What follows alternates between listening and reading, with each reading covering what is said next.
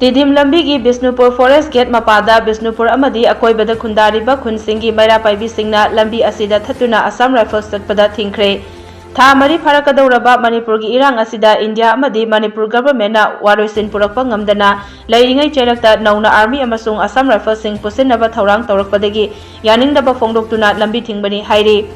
Pawasina hai ngasi nungthil pung amarom tarakpada Assam Rifles personal sing tongba Gari kunnom lakpadagi yamlaba Meira Paibi Singna lambi gi mayaida uwa phaijinduna thatki. Assam Rifles ki Gari sing amata chatlankhide pung ahum helakpada Gari sing adu mamai leiduna halanki. Lambi thingliba mafam aduda district police ki team amasu laktuna Assam Rifles ki Gari sing adu chatlanna hotnaki adubu miyam gi ihau helakpana Gari sing adu mamai leiduna hanakibani.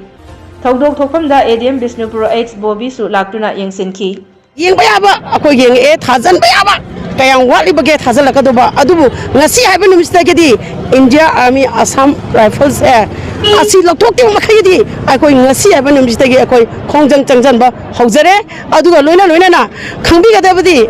India saka amadi ngasi gi koi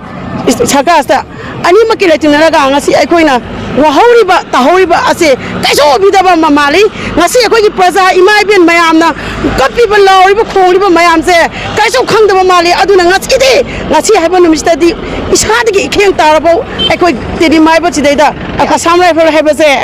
sokchang changalaro